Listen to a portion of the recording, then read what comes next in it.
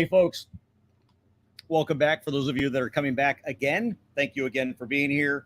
Yes, you get a two for today. Two videos, both of which I hope to keep somewhat short, 30 minutes or less, and about very important topics related to gun owners. And this particular topic relates to gun owners all over the place. Now, we're going to talk about forced reset triggers. What is a forced? You came twice. What is a forced reset trigger? First of all, a forced reset trigger is a device that you can put into a firearm. Let me back up a little bit. As you know, in a semi-automatic handgun, you depress the trigger, one bullet goes if your firearm is working. And that's it. If you hold that trigger down, just one trigger pull, one shot. An automatic weapon is where you hold the trigger down and it continues to shoot bullets until you let go of your finger. That's an automatic weapon. Now, that's actually a legal distinction in the law. And we're going to talk a little bit about that. What the federal law actually says. It's just a very small section that we're going to focus on, mainly because that's what the ATF is talking about. But the ATF sent out this letter. Let me share this here with you because we're going to be talking about this. And this is just the start of all the problems. Now, you'll notice, I don't know why this is just now coming out, or maybe it's just now getting big because of what happened with the pistol brace thing.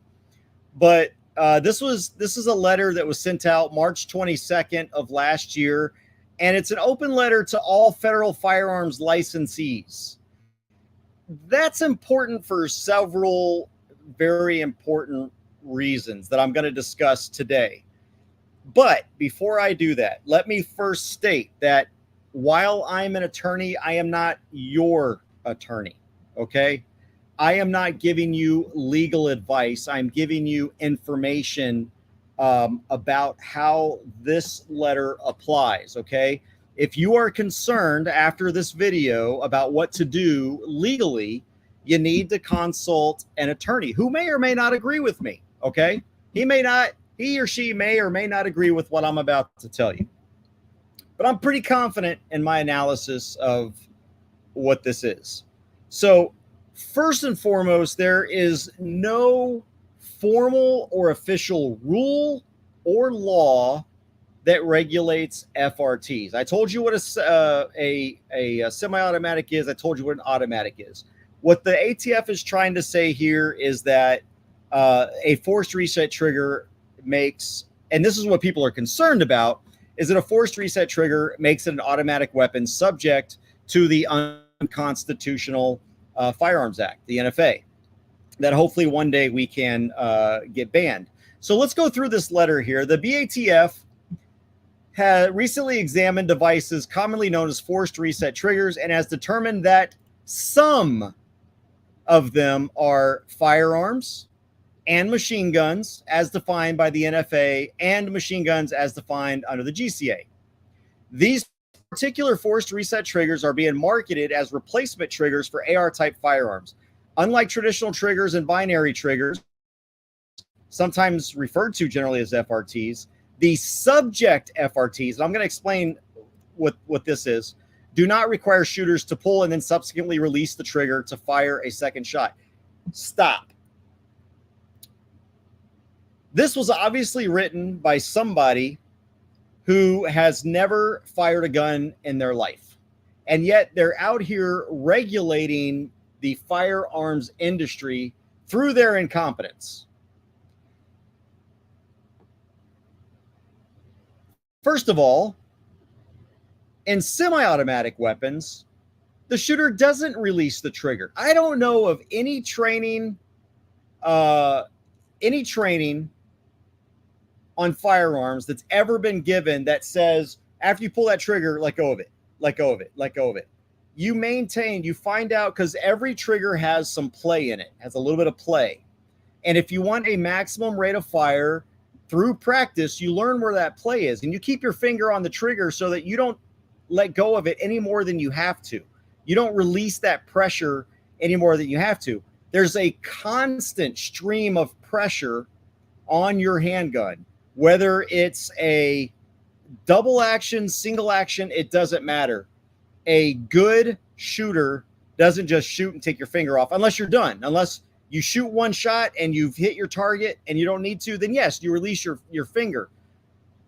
But any good shooter keeps his finger on there. So this idea that you release the trigger prior to the second shot being fired is already proof of ignorance of what the ATF is talking about here. And I'm going to explain a little bit more in detail why technically a lot of what this letter says is completely just false. By contrast, some aftermarket triggers have similar components, but also incorporate a disconnector or similar feature to ensure that the trigger must be released before the second shot may be fired and may not be machine guns. So here's what's interesting. There are people out there going around saying that, oh my gosh, my forced reset trigger is illegal, and because it's illegal, I've got to get rid of it. That's not what even this letter says, and I've highlighted exactly what this letter says. Some, only some of them, the subject FRTs, which means only the ones that they are targeting, not all of them, and some aftermarket triggers have similar components. So you don't know. Now, you would think after reading just 2 paragraphs into the ATF's letter, okay, maybe they're going to explain how some of these FRTs are going to be considered machine guns. What makes some and not others? Why not all of them being firearms and machine guns? So it talks about this is what machine gun is defined as under the NFA, which this is the first law, and the GCA, the Gun Control Act, which is the second law here. And this is what a machine gun is. Any weapon which shoots, is designed to shoot, or can readily be restored to shoot automatically,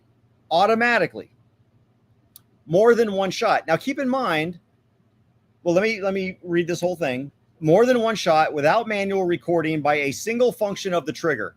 The term shall also include the frame or receiver of any such weapon, any part designed or intended slowly or exclusively, and this is what they're highlighting right here, or combination of parts, and they're calling the forced reset trigger this combination of parts designed and intended for use in converting a weapon into a machine gun. And then, now, what's a machine gun? It's something that shoots automatically more than one shot, right? Notice nowhere in this definition, and nowhere, if you go and read these 2 sections, right here and right here, nowhere in there will you see anything about a machine gun being a part or combination of parts that increases the rate of fire. Rate of fire is nowhere in the definition of a machine gun. Nowhere in there. What's in there is if a part makes a gun an automatic gun. In other words, you pull the trigger and it shoots more than one shot, okay, with a single pull of the trigger, a single function of the trigger. So the ATS examination found that some FRT devices, not all of them, allow a firearm to automatically expel more than one shot with a single continuous pull of the trigger. For this reason, ATF has concluded that FRTs, and here's where it gets interesting, that function in this way. So this only FRTs, the force reset triggers, that function in this way. In other words, firing more than one shot with a single continuous pull of a trigger, making it an automatic firing weapon, calling it a machine gun, are a combination of parts designed and intended for use in converting a weapon into a machine gun. And hence, ATF has classified these devices. Now, hopefully in this letter, they're going to tell us what these are, right? As a machine gun as defined by the NFA. All right.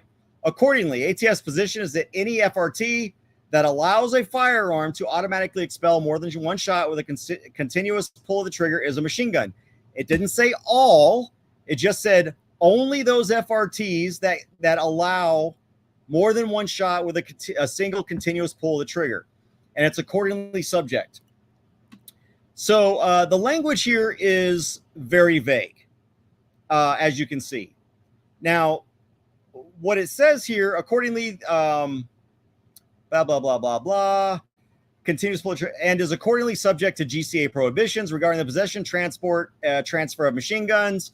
They are also subject to registration, transfer, taxation, and possession restrictions. Any person that violates it, we're going to throw you in jail. We're going to take a lot of your money. We're going to steal it. We're going to violate your freedom.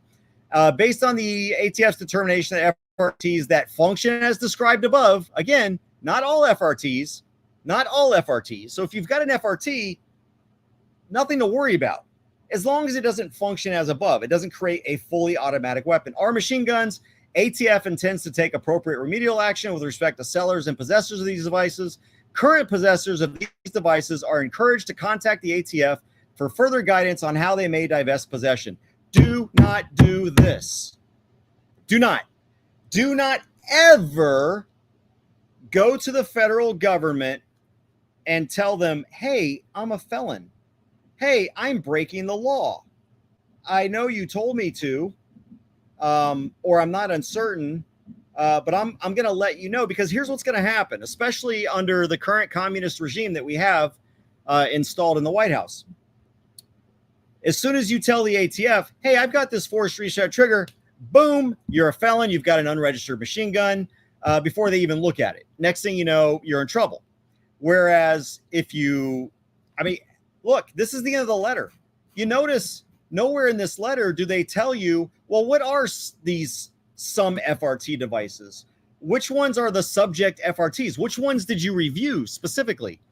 They don't say any of that.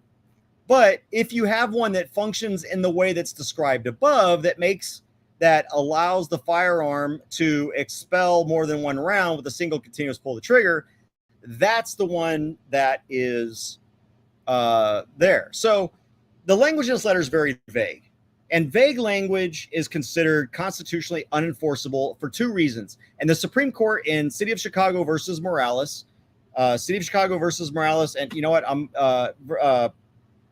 527 U.S. 41. That's the citation. It's a 1999 case, City of Chicago versus Morales. The Supreme Court gave two reasons why vague language like this. Oh, well, some of these are, some of these aren't, right? Same thing with the pistol brace. First, rules like this fail to provide the kind of notice that will enable ordinary people to understand what conduct it is prohibiting. And second is it may authorize and even encourage arbitrary and discriminatory enforcement by groups and agencies like the ATF. So while the definition of machine gun under those two chapters includes that phrase, a combination of parts designed or intended for use in converting a weapon into a machine gun, if these parts allow a weapon to shoot automatically more than one shot without manual reloading by a single function trigger, then federal law considers that a machine gun. A single function of the trigger. However, as you likely know, except for the, maybe some of the retards like Sean Hawkins who are in there, if you know anything about guns, this is not how a forced reset trigger works. A forced reset trigger actually moves your finger forward on the trigger so that the trigger itself can reset. The trigger has to reset. In an automatic weapon, there is no reset. It just keeps firing until the pin just keeps firing. There's nothing else to reset. Whereas a forced reset trigger forces your finger forward, right? That's what the mechanism does. It forces your finger forward. Instead of you, after each shot on your own doing it, it's forcing your finger to do this. This is what you're doing in semi-automatic. This is what you are doing with a forced reset trigger. It's just the only difference is my muscle versus the gun itself doing this to my finger. So it actually moves that forward. So, and this requires several functions. When you pull the trigger, that's a single function. The FRT then forces your finger forward. That's a second function. So it is not a single function of the trigger to have an FRT. The only difference between an FRT and a regular trigger is who is pushing the finger forward or what is pushing the finger forward. In a truly automatic weapon, the finger is never forced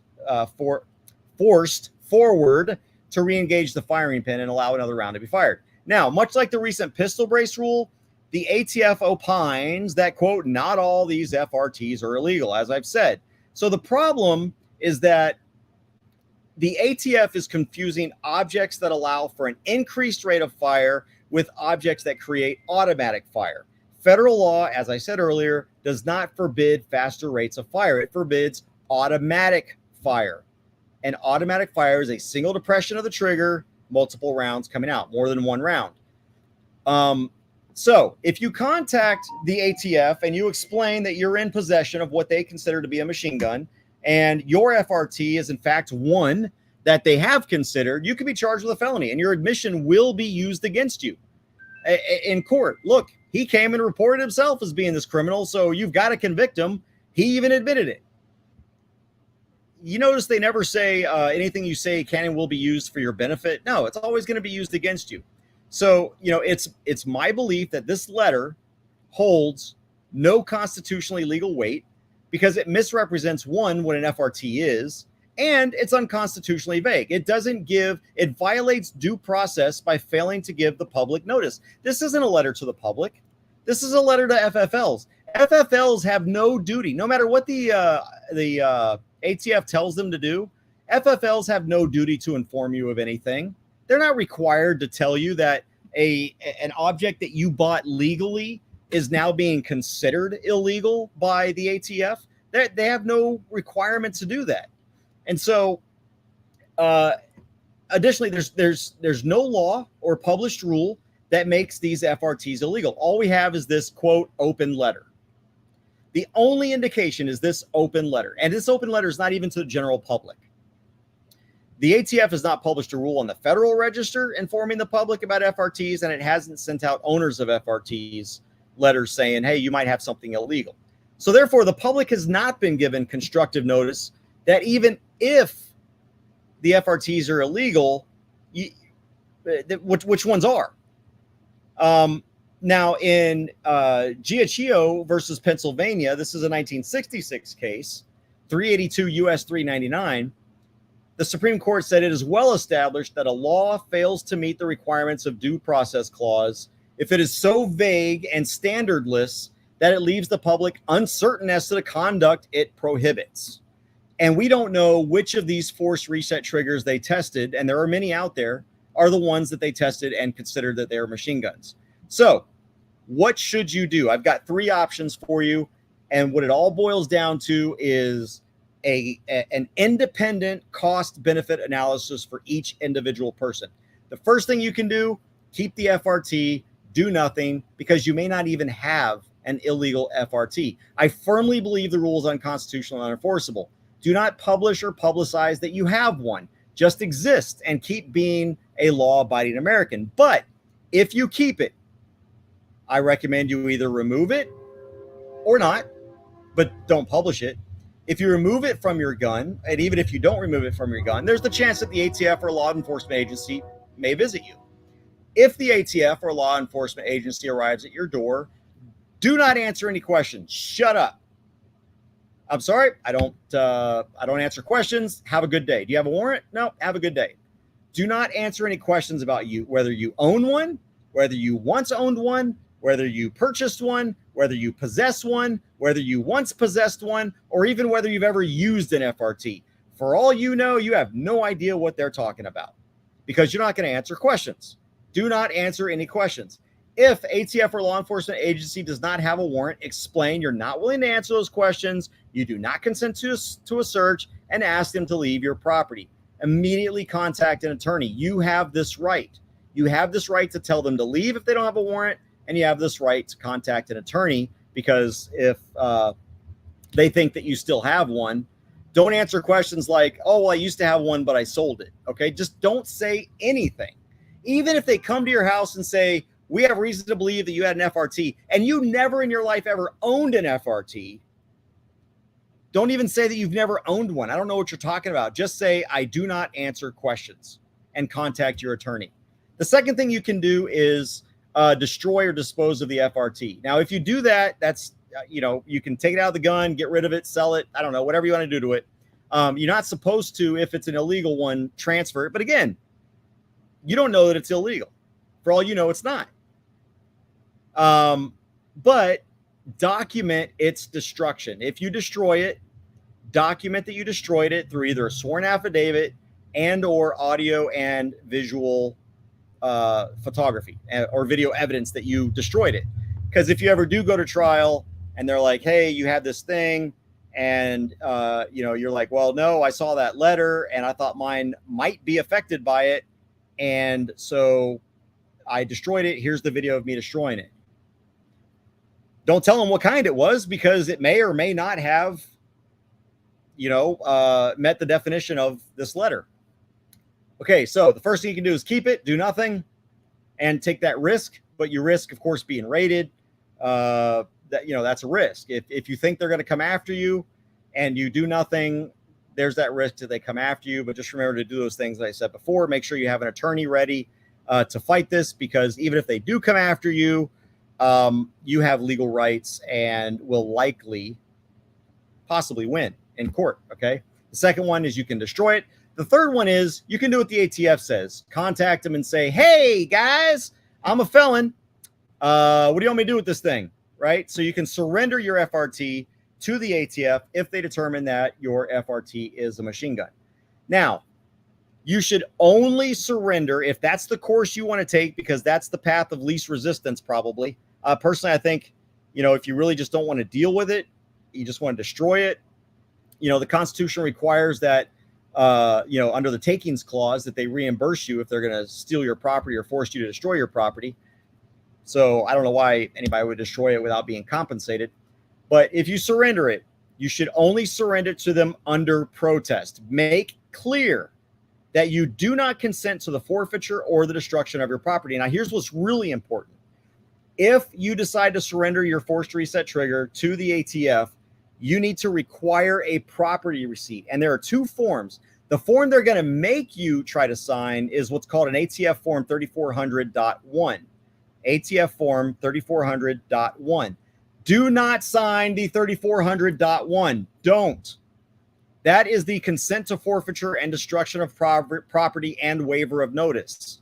That means it doesn't matter that I didn't have notice. You're telling the courts I'm allowing, or you're telling the ATF, not only am I allowing you to destroy my private property, but I'm also waiving the fact that you're required to give me notice that I have illegal property.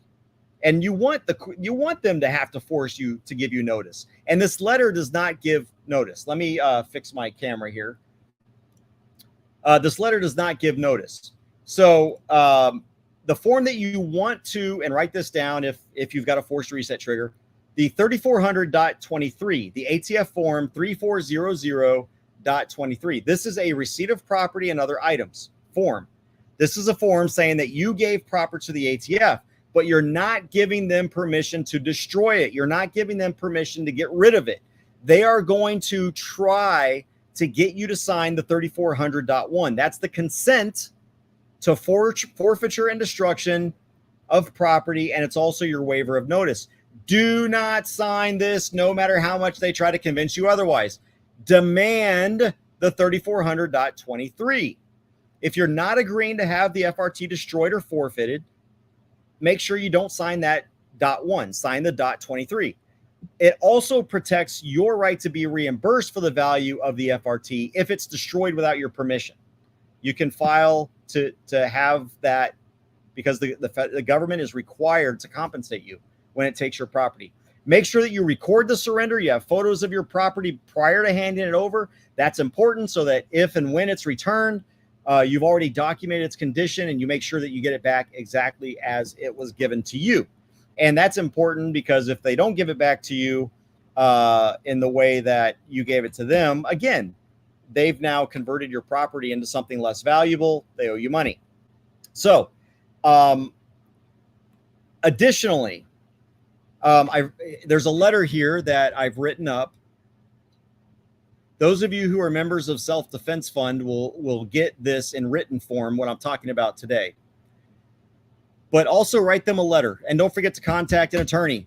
Okay, because if in any way the ATF thinks you have an FRT and they come after you, you're going to need an attorney. As I informed you, dear agent so-and-so, whoever the agent is that's coming over, as I informed you on this date, when you took my blank, whatever items it was, I surrendered them under protest, as I understand that the ATF wrongly believes that my continued possession of those items would result in my arrest and prosecution. As I dispute ATF's conclusion and authority in this matter, I am only surrendering my items to preclude my arrest and prosecution. I do not consent to the destruction of my items, nor do I consent to the forfeiture of my items. I assert all of my rights pursuant to the United States Constitution and all applicable federal laws. In the event ATF's newly amended interpretation is enjoined or deemed unlawful by a court of law, I expect ATF to immediately return my items at no cost to me, and expect that ATF will not cause any damage or harm to them while in its possession. I have documented the condition of my items so that they are returned in the same condition in which they were taken against my will. Thank you for your time and assistance in this matter. Yours truly, insert your name. All right. There you go. That is how the forced reset triggers work. Never talk to the ATF. Never, ever, ever, ever, ever. All right. Look at that. I got it under 27 minutes. Now, here's the deal. There's a good question here by Herbal Patriot 2 ATX. Is this something that they tracked or recorded? No. But here's what they're doing. Right now, there is a case going through where the ATF is demanding that these manufacturers turn over records of who purchased these items.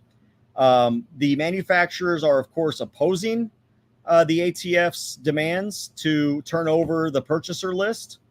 But should these companies lose, that's when they're going to know who's purchased them. So are they being tracked or recorded? Not yet.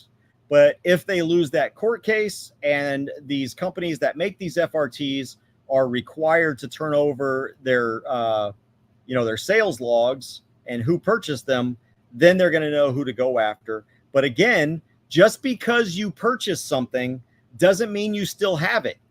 Okay. They have to prove that you still have something that you purchased. There are a lot of guns that I've purchased that I no longer have, or I've gifted, or I've sold, or I've traded for. So just because I purchased the gun, legal or illegal, just because I purchased a part, legal or illegal, doesn't mean that I still have it. And any warrant is going to have to convince a judge, unless it's rubber stamped, that you still possess an illegal, something that they are claiming is illegal. So if there's no warrant, they don't get into your house. If there's no warrant, you don't answer questions. If there is a warrant, you don't answer questions, okay? Just let them go in accordance with the warrant, but make sure they show it to you. Make sure you see it. That's it, guys. That's on the FRTs. This is no different than the pistol brace. As a matter of fact, this is older than the pistol brace issue. This is about forced reset triggers, and it was issued back in March of 2022, so over almost a year and a half ago. And but for some reason, it's just now coming to at least my attention and others' attention on a regular basis, probably because there are these videos out there of people with the ATF showing up at their home. Now, let me tell you something. The reason these ATF agents don't say, well, you know what, I don't care. We're coming in and we're looking at your, we're going to get a warrant, is because this is just a letter. It's not a rule. It's not a law. It's not a regulation. They haven't done anything to make a forced reset trigger legally fall under, and I say legally very loosely, legally fall under the definition of a machine gun. All right, guys, you guys take care, be safe, be free. I almost made it under 30 minutes. It's 30 minutes and 10 seconds. Take care. I'll talk to you next time.